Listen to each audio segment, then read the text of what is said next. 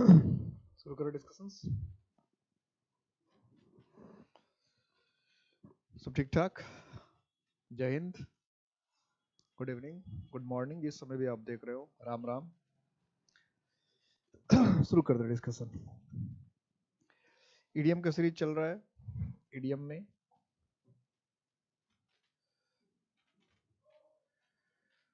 practice set 3. Through the reporter's efforts, many unknown facts have come to light.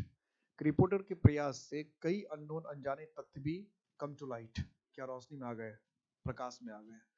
तो प्रकाश में आना या रोशनी में आना का मतलब क्या होगा? प्रकाश में आना, रोशनी में आना। तो come to the light का ignited मतलब क्या?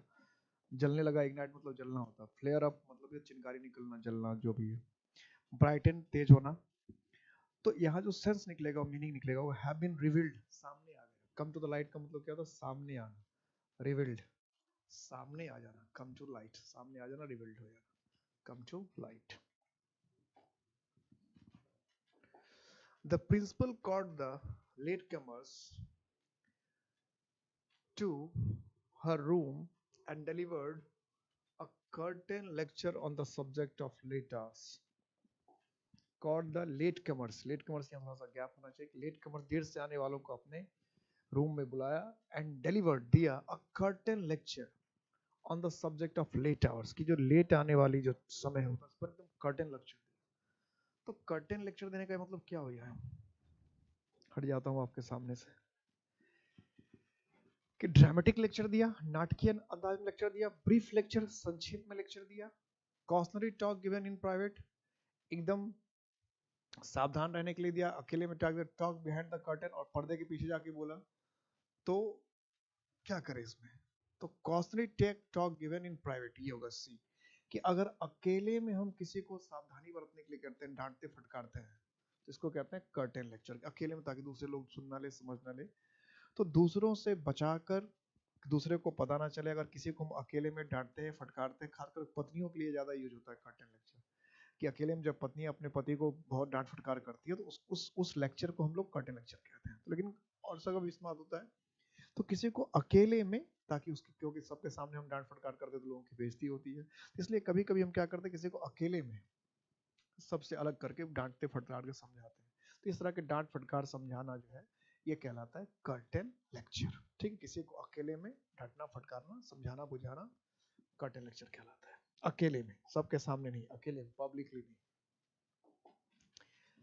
Raining cats and dogs. अब लीजिए, तो कुत्ते और बिल्ली की बारिश होने लगी है। बारिश में भी कुत्ते और बिल्ली गिरते हैं आसमान से, क्या? Raining cats and dogs. अंग्रेज है, कुछ भी गिरा देंगे, कोई भरोसा नहीं इन लोगों का। Raining cats and dogs, raining cats and dogs, clear है? Raining cats and dogs. Raining cats and dogs का मतलब होता है हेविली, मतलब हुआ बहुत जोर से। ड्रिजलिंग का मतलब होता है बूंदा बूंदी। स्कैटर्डलिंग मतलब छिटफुट किधर का हो रहा है, कहीं स्कैटर्ड मतलब बिखरा हुआ इधर उधर। और थिनली मतलब बहुत हल्की फुल्की, मतलब कभी कभी हो थिनली, दुबला पतला, इसको कहते हैं। इसमें क्या है? हेविली, तो बहुत तेज बारिश होना, मूसलाधार बारिश होना, उसको हम लोग क्या कहते हैं? Raining cats and dogs. Heavily, काफी तेज, मूसलाधार, काफी तेज या मूसलाधार बारिश होना, rain heavily.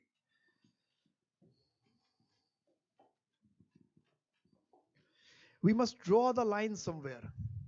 We must draw the line somewhere. कि हमें कहीं ना कहीं लाइन तो खींचनी ही पड़ेगी। We must draw the line somewhere, कि कहीं ना कहीं लाइन तो हमें खींचनी ही पड़ेगी। We must draw the line somewhere. तो पुट द स्क्रू ऑन, मतलब क्या? स्क्रू करना, स्क्रू होता है नट बोल्ट वगैरह, जो उसको घुमाना। फिक्स द लिमिट, एक लिमिट तय करना। एम एट द स्काई, आसमान पर एम लगाना, टारगेट रखना।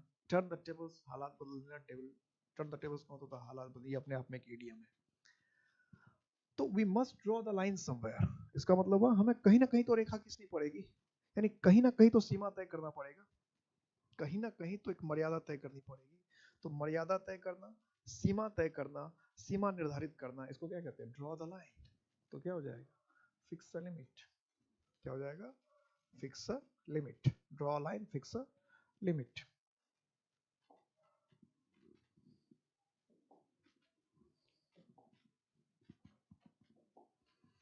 Sunil's dog in Manga attitude.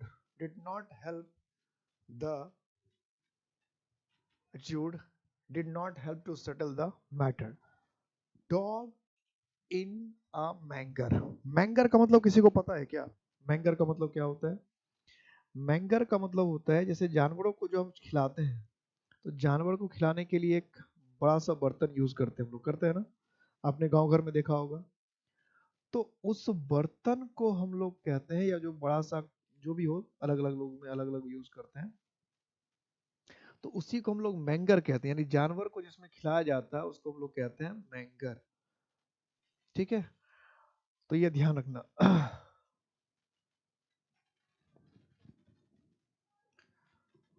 क्या होता है मैंगर? उसे हम लोग जैसे बिहार में लाद कहते हैं, कुछ लोग नाद कहते हैं। बड़ा सा होता है सीमेंट, पहले तो पुराने जमाने में सीमेंट का बनता था, हम लोग के बिहार में तो सीमेंट का बना हुआ होता था मैंगर।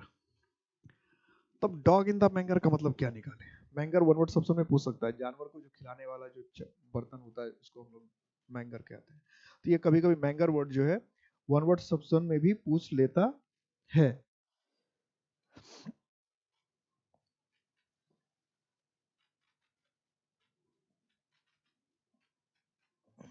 तो क्या लिखें, इसका क्या मीनिंग करें?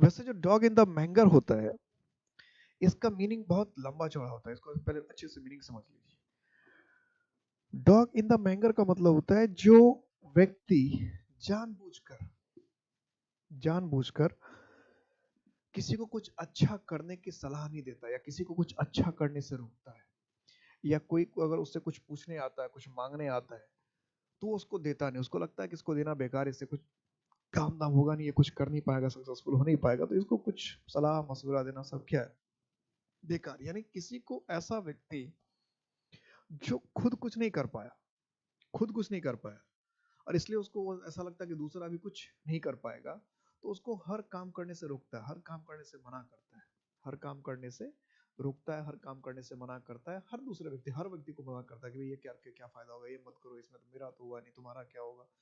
तो ऐसे व्यक्ति आपको लाइफ में बहुत मिले होंगे, जो खुद नहीं कुछ कर पाया तो वो आपको ये जरूर कहेंगे कि मैं तो कुछ नहीं कर पाया, तुम क्या कर लोगे, तुम भी छोड़, तुमसे भी नहीं होगा।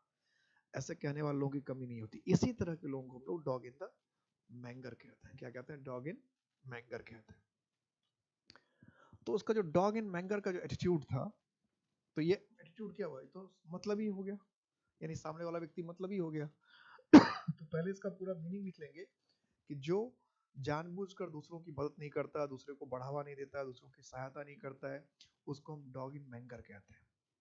तो शॉर्ट में एक वर्ड में लिख दिया तो क्या लिख दिया? सेल्फिश कह सकते हैं इसको, मतलब ही कह सकते हैं, लेकिन पूरा मीनिंग इसका बहुत लंबा होता है कि जो जानबूझकर दूसरे को किसी काम करने से हतोत्साहित करता है, निरुत्साहित करता है, मना करता है, वो और उसका पीछे कारण क्या होता है कि वो खुद उस काम को नहीं कर पाया, वो खुद उस काम में फेल है, उसको लगता है दूसरे भी फेल हो जाएंगे। नेक्स्ट क्या है?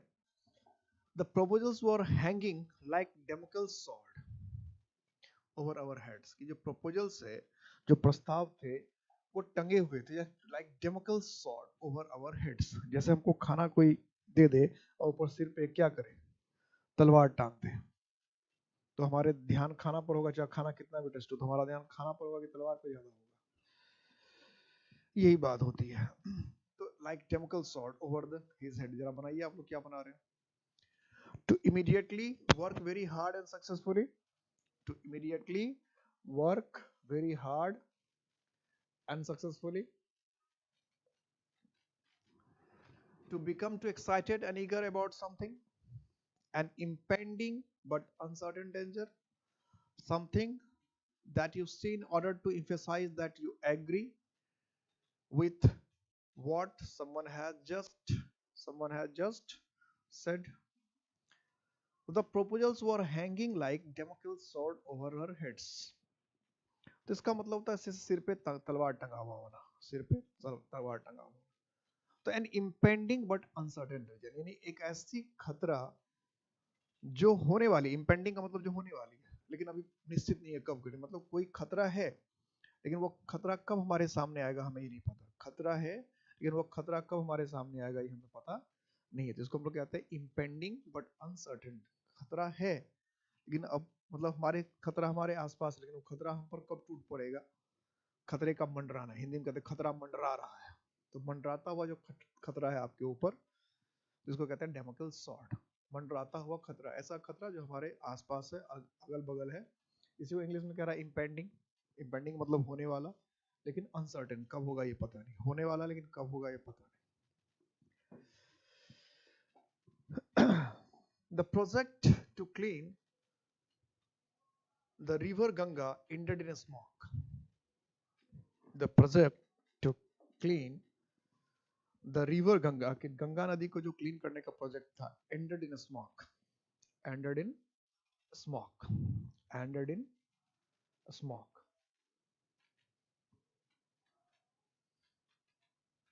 ये गंगा नदी को साफ करने का जो प्लान था, प्रोजेक्ट था, ended in a smoke. Yielded no practical result. Yielded only confusion, सिर्फ confusion हुआ. Yielded no profit, कोई फायदा नहीं दिया. Yielded no plan, कोई योजना ही नहीं बनी. Yielded no practical result, yielded only confusion. तो end in smoke, end in smoke का मतलब होता है, नॉर्मली हम लोग कहते हैं टाई टाइम फिश होना. क्या कहते हैं? टाई टाइम फिश होना, बेकार होना, यूजलेस होना. एंडेड मतलब जिसका कोई रिजल्ट नहीं होना. एंड टाई टाइम फिश बेकार हो जाना, एकदम टाई टाइम फिश, फिश हो गए, हवा निकल गई, ऐसे ही बात करते हैं लोग. टायर वगैरह की हवा निकलती तो बेकार हो जाता है, ऐसे. तो टाई टाइम फिश होना मतलब यूजलेस हो जाना, बेकार हो जाना. तो उसके हिसाब से पता क्या बन जाएगा? yielded no practical result, की कोई उसका व्यावहारिक फायदा नहीं हुआ, कोई अच्छा बेहतर शानदार फायदा नहीं हुआ. Why do you fight sigh of me? Why do you fight sigh of me? Fight sigh of, ये है idiom, इसमें अंडरलाइन करना हो गया, छूट गया. Fight sigh of, ये हुआ fight sigh. फाइट विद झगड़ा करना, शर्मिंदगी से क्या फाइट करेंगे? इम्बेरस, इम्बेरस का मतलब परेशान होना. अवॉइड का मतलब टालना या बचना. शाउट एट का मतलब चिल्लाना. तो फाइट साय ऑफ का मतलब होता है किसी से परहेज करना, किसी से शर्माना, किसी से बात करने में हिचकना. तो किसी से परहेज करना, किसी से शर्माना, किसी से हिचकना, किसी से शर्माना, किसी से हिचकना, किसी से परहेज करना, ये सब क्या कहलाता है? Fight shy of. क्या कहलाता है ये? Fight shy of. Fight shy of. तो इसलिए क्या हो जाएगा ये एड का बी, avoid. Fight shy of, avoid, बचना, परहेज करना, गुरेज करना. When he left, he was extremely disappointed. वो जब गया तो बहुत ही डिसअपॉइंटेड था, बहुत निराश था. I think he has gone forward for good. मुझे लगा कि वो हम for good, भलाई के लिए चला गया, for good के अच्छे के लिए चला गया. To seek good fortune, अच्छा किस्मत ढूंढना. To a good place, अच्छी जगह पे चला जाना. To a foreign country, विदेश चले जाना. Permanently, अस्थायी तौर पे. तो he has gone for good. क्या अच्छे के लिए चला गया, अच्छा भविष्य तलाशने के लिए चला गया. तो for good का मतलब होता है हमेशा के लिए. क्या मतलब होता है? हमेशा के लिए. अब देखिए वर्ड क्या है, इसे तो इडियम है. वर्ड फॉर गुड लिखा, भलाई के लिए होना चाहिए था, अच्छे के लिए होना चाहिए, लेकिन फॉर गुड का मतलब होता है हमेशा के लिए, सदा के लिए. इसलिए फॉर गुड का मतलब क्या है? परमानेंटली, हमेशा के लिए, सदा के लिए. फॉर गुड, हमेशा के लिए, सदा के लिए. हमेशा के लिए, सदा के लिए. The mention of her former husband's name, जैसे उसके पहले पति का नाम अभी बताते हैं. Still makes Rita foam at the mouth, कि अगर रीता के पहले के हस्बैंड का नाम अगर अभी भी ले लेते हैं तो फोम एट द माउथ, इसका मतलब क्या? मुंह में खून आ जाता है, मुंह से लार टपकने लगता है, मुंह से झाग आने लगता है. तो फोम मतलब तो झाग ही होता है. तो फोम एट द मोमेंट, क्या उसको उल्टी आती है नाम सुन के, इतना नाम गंदा है? शायद शर्मा जाती है, ऐसा हो जाता है क्या? या फॉल्सिंग बीमार पड़ जाती है, ऐसा. एंग्री, तो फोम एट द माउथ का मतलब होता है एंग्री, गुस्सा हो जाना. मुंह से इतना ज्यादा गुस्सा होता है. कभी कभी लोग इतना ज्यादा तेज तेज बोलने तक कि मुंह से थूक वगैरह उड़ने लगता है, झाग वाग सा निकलना रहता है. तो उसी कहते हैं फोम एट माउथ, मतलब बहुत ज्यादा गुस्सा हो जाना, बहुत ज्यादा गुस्सा हो जाना. Foam at mouth. Next, when he asked me the way to the cafeteria, जब उसने मुझे कैफेटेरिया का रास्ता पूछा। आई टोल्ड हिम, मैंने उसे कहा टू फॉलो हिज नोज, कि अपने नाक का पीछा करे, ऐसे नाक नाक, यही तो होगा और क्या होगा, नाक का तो ऐसे पीछा होगा। तो नाक का पीछा करने का मतलब क्या हुआ? To find it by himself, जा जा आपने ढूंढ ले, जाकर किसी और से पूछ ले, to ask someone else, to follow मेरे पीछे आ जा, टू गो स्ट्रेट अहेड, कि सीधा चला जा। तो बता दो, हम सब कुछ बोलते हैं इसमें से कुछ भी है, जा किसी और से पूछ ले, मेरा दिमाग क्यों खराब कर रहा है। लेकिन फॉलो नोज का मतलब क्या होता है? टू गो स्ट्रेट अहेड, कि सीधा आगे जाने के लिए कहा, गो स्ट्रेट अहेड, सीधा आगे जाने के लिए कहा। तो फॉलो नोज का मतलब हुआ सीधा जाना। क्या होता है? सीधा जाना। I and my friend always go Dutch, I and my friend, ये तो ग्रामेटिकली गलत सेंटेंस है, ऐसा नहीं लिखते हैं, एक सेंटेंस ही ग्रामेटिकली गलत हो जाएगा। माई फ्रेंड एंड आई, ये आपको सिंटैक्स में पढ़ाया जाता है, पर्सनल प्रोनाउन में भी पढ़ाया जाता है, अलग अलग जगह पढ़ाया जाता है। जब तीनों को अरेंज करना होता है, first second person third person, तो थर्ड पर्सन हमेशा पहले, तो my friend and I always go Dutch. Dutch से कई इडियम बनते हैं, उसमें से एक इडियम गो डच भी है, ठीक है। डच करेज होता है, गो डच होता है, इन डच होता है। तो गो डच का मतलब होता है pay for each others meal, drive together, divide the cost, go together, कि अपना अपना जो खर्च, अपना अपना जो खर्च, जैसे भाई गए और जो भी खर्च हुआ अपना अपना खर्च उठा लिया, खर्च बांट लिया, जितना खर्च हुआ उसको अपने सुविधा के हिसाब से बांट लिया, या अपना अपना खर्च खुद उठा लिया, इसको कहते हैं गो डच। इसके हिसाब से क्या होना चाहिए था? डिवाइड द कॉस्ट, यानी कि तू जो खाएगा वो उसका पैसा मैं दे दूंगा, मैं जो खाऊंगा उसका पैसा तू देना, ऐसा नहीं। डिवाइड द कॉस्ट, सब अपने अपने में कॉस्ट डिवाइड कर लिया, बांट लिया, जो भी आएगा जो अपने अपने हिसाब से लोगों ने दे दिया होगा। The winning team decide to go for the jugular in the last quarter of the match, कि लास्ट क्वार्टर जो मैच का हुआ, यानी लास्ट चौथाई जो पार्ट हुआ, चौथे पार्ट में जब मैच गया, तो गो फॉर द जुगलर। अब गो फॉर द जुगलर का मतलब क्या हो गया? क्या क्या सोचा, क्या करना चाहिए? गो फॉर द जुगलर क्या करना चाहिए था? गिव इजी अपॉर्चुनिटीज, क्या अपोजिशन टीम को जाएगा, अच्छा तू जैसा होगा, क्या गिव रिजर्व प्लेयर्स चांस, की जो रिजर्व प्लेयर थे उसको दिया कि भाई आजा आप तू लोग संभाल ले। फोरपिट द मैच, जालसाजी कर दिया, मैच में कुछ गलत कर दिया, नकली काम कर दिया, जाली काम कर दिया, गलत कर दिया। अटैक ऑल आउट, पूरे मेहनत से अटैक किया, पूरे जोर से पूरा दम लगा दिया। तो गो फॉर द जुगलर का मतलब था पूरा दम लगा देना। क्या होता है? पूरा दम लगा देना, पूरा जान झोंक देना, पूरा अपने आप को झोंक देना, अपने आप को किसी चीज में झोंक देना, समर्थ, पूरी पूरी ताकत लगा देना, पूरा जान लगा। क्या होगा? गो जुगलर, अटैक ऑल आउट, पूरा झोंक दिया, पूरा जान लगा दिया, पूरी ताकत लगा दी लास्ट टाइम। यही करेगा, आप भी करते हैं, हम लोग भी करते हैं। जैसे हम लोग का एग्जाम आना रहता है तो हम लोग करते हैं, पूरी ताकत लगाते हैं लास्ट 1-2 महीने में। The president gave away the prize to the winners. अब ये भी जो है, ये भी फ्रेजल वर्ब है, ये इडियम नहीं है, फ्रेजल वर्ब है, गिव अवे। तो लेट गो जाने दिया, रिलीज्ड छोड़ दिया, मुक्त कर दिया, गेव बैक वापस कर दिया, डिस्ट्रीब्यूटेड बांट दिया। तो क्या होगा? प्राइज को क्या करेगा? विनर को क्या करेगा? बांटेगा ही। प्राइज को हम लोग मुक्त तो नहीं करेंगे, वापस तो नहीं कर देंगे, तो प्राइज को क्या करते हैं हम लोग? डिस्ट्रीब्यूट करते हैं। प्राइज डिस्ट्रीब्यूशन सेरेमनी आपने नाम भी सुना होगा, प्राइज डिस्ट्रीब्यूशन सेरेमनी आपने नाम सुना होगा। तो गिव अवे का मतलब डिस्ट्रीब्यूट, बांटना। क्या हो गया? डिस्ट्रीब्यूट, डी, बांटना, देना या बांटना, देना या बांटना। Indians are going places in the field of software technology. अब सॉफ्टवेयर टेक्नोलॉजी में हमारे भारतीय क्या कर रहे हैं? गोइंग प्लेसेस मतलब बिखर जा रहे हैं, टूट जा रहे हैं, अलग अलग जगह पे जा रहे हैं। गोइंग अब्रॉड, विदेश चले जा रहे हैं। गोइंग टू स्पेसेस, अंतरिक्ष में पहुंच जा रहे हैं। तो ये सब तो कोई मतलब ही नहीं लग रहा है ऐसा। टैलेंटेड एंड सक्सेसफुल, बहुत टैलेंटेड है। फ्रेंडली एंड अमेकेबल, की दोस्ताना है।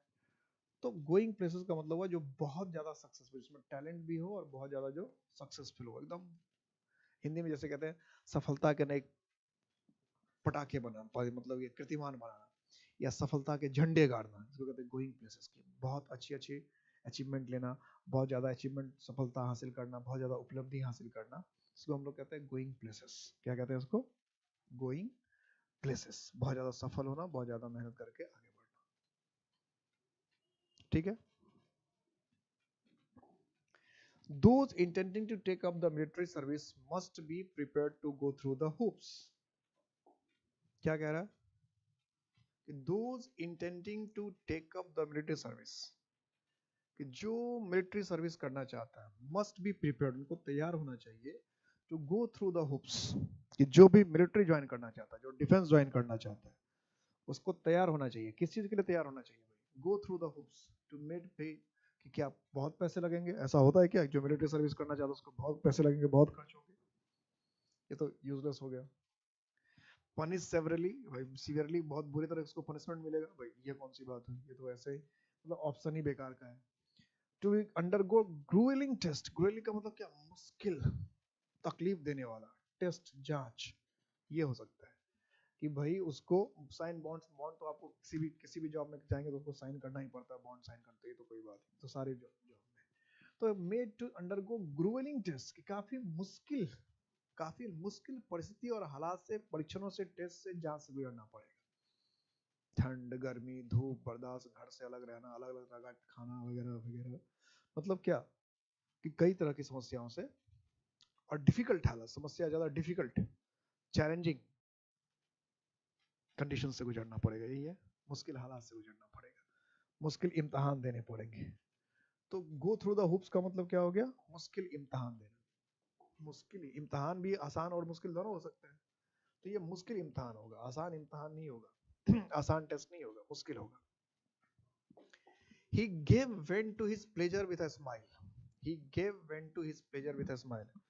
उसने अपने खुशी को एक मुस्कुराहट के साथ क्या किया? अलाउ किया, एक्सप्रेस किया, एंजॉय किया, मजा लिया, शेयर किया, बांट दिया, क्या होगा?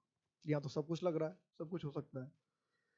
जताया, मजे लिया अपनी खुशी का, हंसी के साथ बांट लिया, अपने अपने खुशी को बांटा सबके साथ, हंसी के साथ, हंसी हंसते हंसते बांट लिया। क्या करें? क्या करना चाहिए? तो एक्सप्रेस, गिव वेंट का मतलब होता है एक्सप्रेस, जताना या व्यक्त करना। हिंदी में क्या कहते हैं? जताना, इजहार करना, व्यक्त करना। तो गिव वेंट का मतलब एक्सप्रेस, हिंदी में क्या कहते हैं? जताना, व्यक्त करना, इजहार करना, ठीक है। उजागर करना भी कहते हैं, हिंदी में तो बड़े खतरनाक खतरनाक शब्द हैं। उजागर करना, इजहार करना, जताना, बताना, ठीक है। तो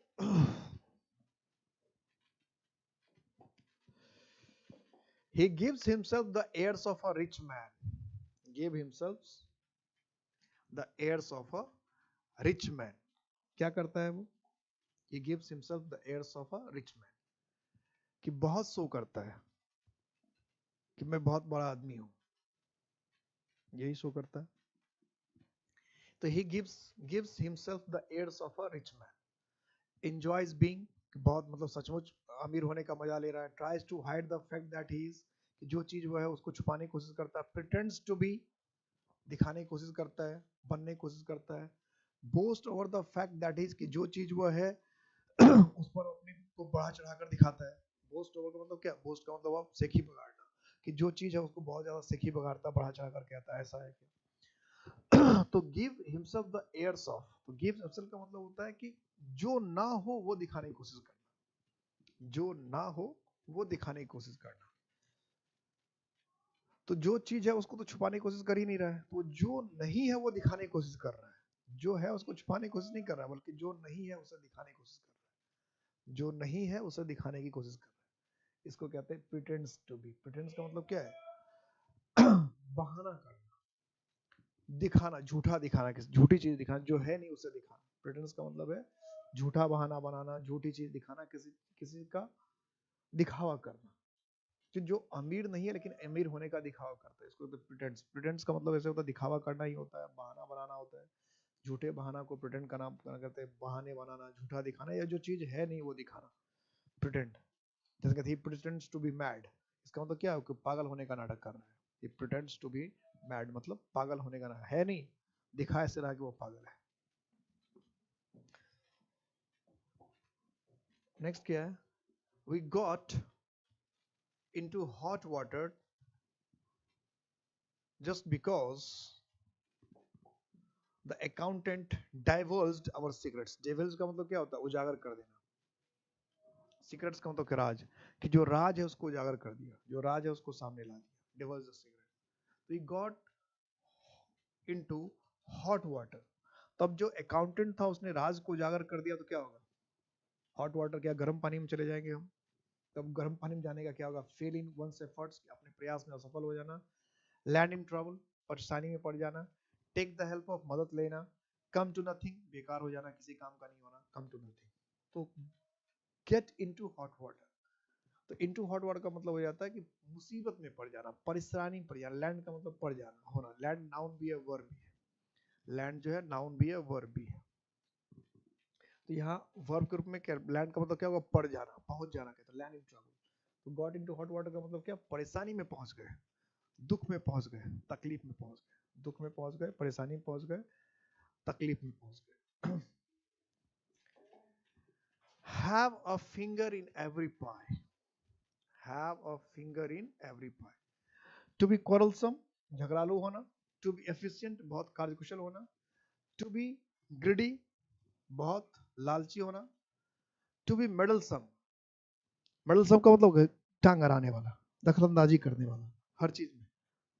तो to have a finger in every pie का मतलब कि हर चीज में टांग अड़ाने वाला, हर चीज में टांग अड़ाना, जो मतलब कई चीज में एक साथ टांग अड़ाने की कोशिश करना। इसलिए क्या हो जाएगा? To be meddlesome. क्या हो जाएगा? मेडल, मेडल का मतलब होता है दखलंदाजी करने वाला, टांग अड़ाने वाला। Meddle, M E double D L E, meddle. M E double D L E, meddle का मतलब होता है दखलंदाजी। एक मेडल नॉर्मल तो M E D L medal, ठीक है। मेडल वो क्या होता है? इनाम। और M E double D L E, M E double D L E, meddle, इसका मतलब दखलंदाजी करना।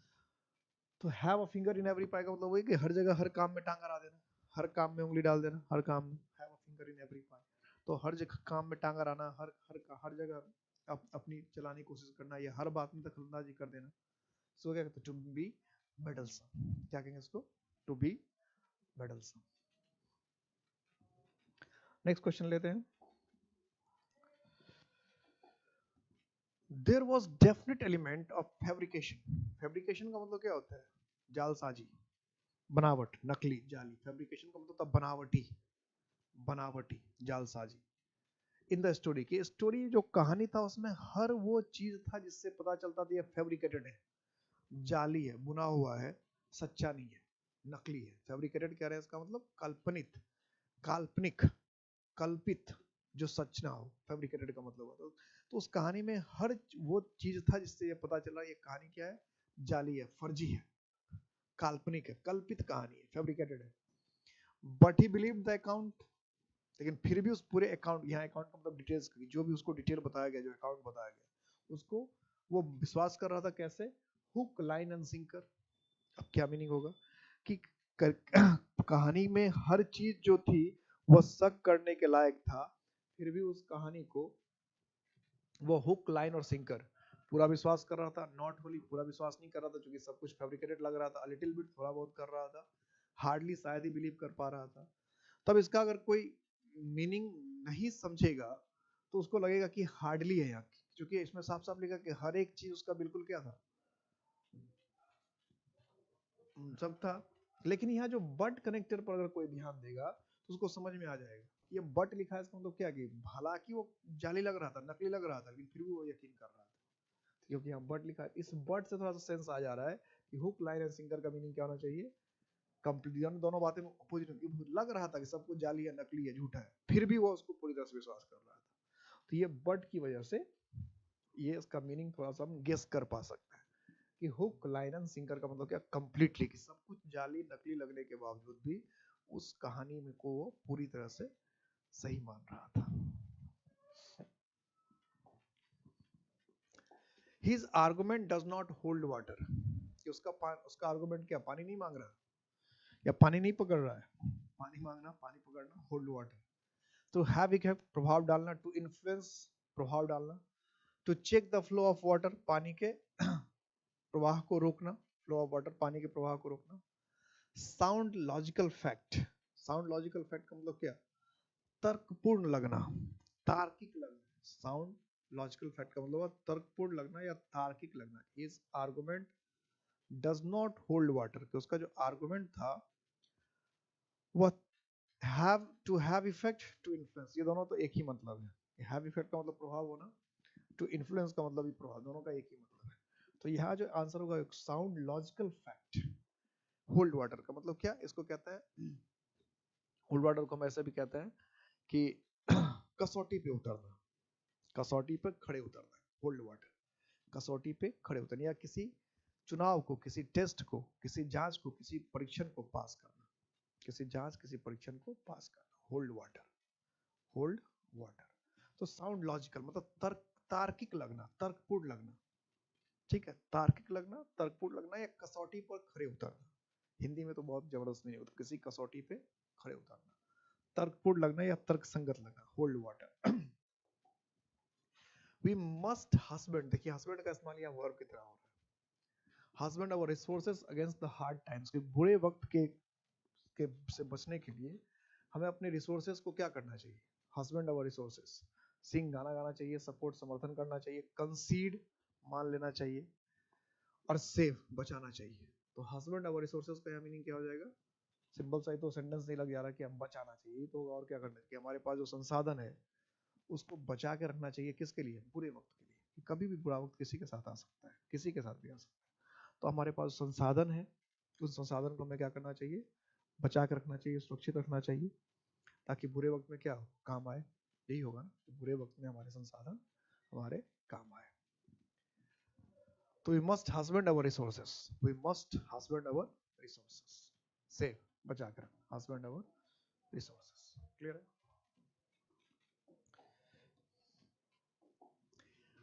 I was in two minds whether to buy a new television or a new computer, कि मेरे पास टू माइंड्स था कि क्या करें, एक नया टेलीविजन खरीद लें कि एक नया कंप्यूटर खरीद लें, क्या खरीदें, एक नया टेलीविजन कि नया कंप्यूटर। तो two minds, to be undecided, to lose ones mind, अपना दिमाग ही खो देना, टू टेक टू डिसीजन, कि दो निर्णय लेना, टू बी फर्म, एकदम मजबूत होना, टू बी फर्म का मतलब एकदम पक्का होना।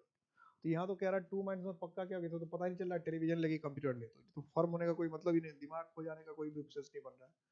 तो क्या बन रहा है, आई वॉज इन टू माइंड्स, तो सेंस बन रहा है टू बी अनडिसाइडेड, अनिश्चित, टू माइंड्स का मतलब कि कोई निर्णय नहीं ले पा रहा था, अनडिसाइडेड, निर्णय नहीं हो पा रहा था, निर्णय नहीं था, असमंजस में, दुविधा में, या पक्का निर्णय नहीं होना, असमंजस में होना, दुविधा में होना, या पक्का निर्णय नहीं कर पाना, असमंजस में होना, दुविधा में होना, या पक्का निर्णय नहीं कर पाना, असमंजस, दुविधा में होना, या पक्का निर्णय नहीं कर पाना। I was in two minds, to be undecided, असमंजस में होना, दुविधा में होना, या पक्का निर्णय नहीं कर पाना।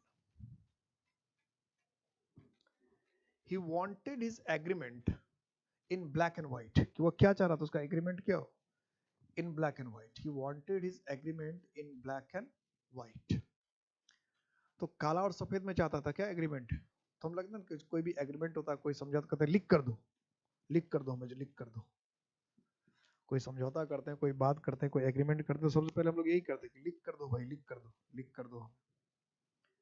तो इन ब्लैक एंड व्हाइट का मतलब हुआ लिख कर देना, इन ब्लैक एंड व्हाइट का मतलब क्या है, लिख कर देना, इन ब्लैक एंड व्हाइट। तो क्या होगा, in writing, hourly, in discourse, detail, in detail का मतलब हो गया विस्तृतपूर्ण से, इन डिस्कोर्स का मतलब क्या हुआ, व्याख्या, लेक्चर के साथ, ऑरली मतलब मौखिक, इन राइटिंग मतलब लिखित, यानी 25 का क्या हो जाएगा, इन राइटिंग, लिखित, लिखित, इन ब्लैक एंड व्हाइट का मतलब हो गया लिखित, लिखकर, इन ब्लैक एंड व्हाइट, लिखित, लिखकर। I will be back in 2 shakes, 2 shakes, in 2 shakes, I will be back in 2 shakes, with a bang, मतलब धमाके के साथ वापस आऊंगा, with 2 milkshakes, कि 2 मिल्क शेक लेकर वापस आऊंगा, very soon, बहुत जल्दी आऊंगा, in 2 minutes, 2 मिनट में आ जाऊंगा। तो in 2 shakes, in 2 shakes का मतलब very soon, बहुत जल्दी, in 2 shakes, बहुत जल्दी, very soon, बहुत जल्दी, in 2 shakes, कि बहुत कहते हैं हिंदी में लोग तो 2 मिनट्स या 2 सेकंड्स भी करते रहते हैं, तो इन 2 सेकंड्स का मतलब बहुत जल्दी, पलक, कहते कोई कहता है पलक झपकते आ जाऊंगा, पलक झपकते आ जाऊंगा, इन 2 seconds. Our plan to go to London is in the air. Our plan to go to London is in the air. कि हमारा जो लंदन जाने का प्लान है वो हवा में है. अगर ऐसे देखें मीनिंग तो हवा में है, इसका मतलब लगेगा अरे हवा में है मतलब क्या होगा नहीं होगा क्या होगा पता नहीं, हवा में है. क्या है? हवा में है. थोड़ा सा अजीब सा लगेगा, हवा में है, हवा में है तो लगेगा लोगों को क्या, ये लगेगा अनडिसाइडेड, या फिर लगेगा अनडिसाइडेड का मतलब निश्चित नहीं, लेकिन अंडर कंसिडरेशन का मतलब भी तो वही हो गया अनडिसाइडेड. फॉर अप्रूवल, तो अगर आप टेक्निकली देखें तो ये तीनों का तो मतलब एक ही है, तीनों में से कोई एक ही नहीं सकता है. फॉर अप्रूवल का मतलब क्या, अभी स्वीकृति होना बाकी है, स्वीकृति होना बाकी है मतलब अंडर कंसिडरेशन चल रहा है, दोनों का मीनिंग अनडिसाइडेड मतलब अभी अंडर कंसिडरेशन है, इसका मतलब अनडिसाइडेड है. तो ऑप्शन से भी छड़ी, क्योंकि तीनों का मतलब एक ही है, ये कोई एक होगा तो दूसरा तीसरा भी होना ही चाहिए. फिर पूछेगा भाई दोनों मतलब क्या, अनडिसाइडेड और अंडर कंसिडरेशन का मतलब एक ही तो है, या फॉर अप्रूवल का मतलब वही है कि अभी मौका मतलब स्वीकृति नहीं मिली है. तो ये तो ऑप्शन से ही छट जा रहा है, क्या होगा सर्टेन. इन द एयर का मतलब होता है सर्टेन, यानी जो होना लगभग तय है. इन द एयर में अगर कुछ है it is in the air, तो इसका मतलब क्या है कि अब दिख रहा है कि होने वाला है, जो लगता है कि बस होने ही वाला है, कभी भी हो सकता है, उसको हम कहते हैं इन द एयर. ठीक है, जो हमें दिख रहा है कि अब कभी भी हो सकता है उसको हम कहते हैं इन द एयर, कभी भी हो सकता है, जो एकदम इस तरह से तय हो गया कि अब कभी भी हो सकता है, कभी भी वो घटना घट सकती है, उसको हम लोग कहते हैं इन द एयर. उसको क्या कहते हैं? इन द एयर, जो घटना कभी भी घट सकती है. ठीक है, इन द एयर.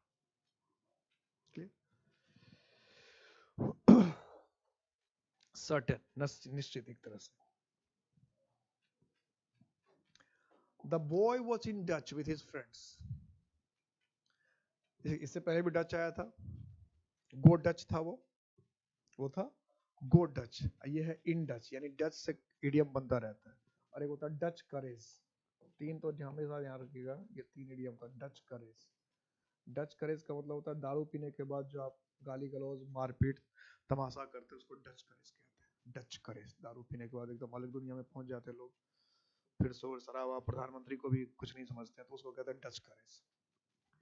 तो the boy was in Dutch, इससे पहले था क्या, गो डच. डो में तो अपने अपना खर्चा कोई उठाना था, सिर्फ खर्चे को बांट लेना. अब है इन डच, तो फ्रेंड के साथ क्या हो सकता है, इन लव, ये भी ठीक लग रहा है. इन गुड टर्म्स, अच्छे संबंध भी हो सकता है. इन ऑ मतलब डर से था. तो इन डच का मतलब होता है इन ट्रबल, कि वो मुसीबत में था, समस्या में था, परेशानी में था. इन डच, ट्रबल, मुसीबत, परेशानी. तो the boy was in touch with his friends, यानी जो लड़का था वो अपने दोस्तों के साथ परेशानी में, यानी दोस्तों के साथ उसके रिश्ते जो थे वो अच्छे नहीं थे, ठीक नहीं थे, बेहतर नहीं थे. इन टच, इन ट्रबल, परेशानी में था अपने दोस्तों के साथ. भाई एक बार साउंड को चेक कर लेना पड़ता है,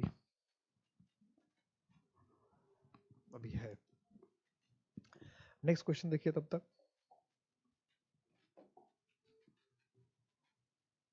hard work page in the long run. कि हार्ड वर्क, कठिन मेहनत करते हैं तो इन द लॉन्ग रन क्या, इसका मतलब दौड़ के पे करता है क्या, कि अगर हम कठिन मेहनत करें, बहुत ज्यादा मेहनत करें तो दौड़ दौड़ के पे करता है क्या. Hard work page in the long run, hard work page in the long run. तो इन द लॉन्ग रन का मतलब हुआ कि लंबे समय में, आगे से तो आखिरकार, कुछ समय के बाद, अंततः या अंत जाकर. तो कहते आखिरकार या अंततः या एक लंबे समय के बाद हमारा जो हार्ड वर्क है, कठिन जो मेहनत करते हैं वही काम आता है. कठिन मेहनत जो करते हैं वही काम आता है. Hard work page in the long run. तो ऑलवेज या over a period of time, indefinitely, never.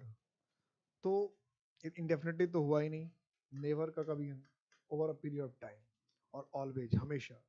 तो इन द लॉन्ग रन का जो है मतलब होना चाहिए, ये दोनों काफी क्लोज ऑप्शन है, ऑलवेज और over a period of time, कि लंबे समय के बाद जो ये हार्ड वर्क ज्यादा ज्यादा बेहतर होगा. ऑलवेज का भी सेंस आ जाता है, लेकिन over a period of time यानी लंबे समय के बाद, इन द लॉन्ग रन, आखिरकार, आखिरकार, अंततः यही हार्ड वर्क ही पे करता है, काम आता है. ठीक है, इतनी हिंदी में कहते हैं आखिरकार कड़ी मेहनत ही काम आता है. Ask mister Das, he can give you all the news you need.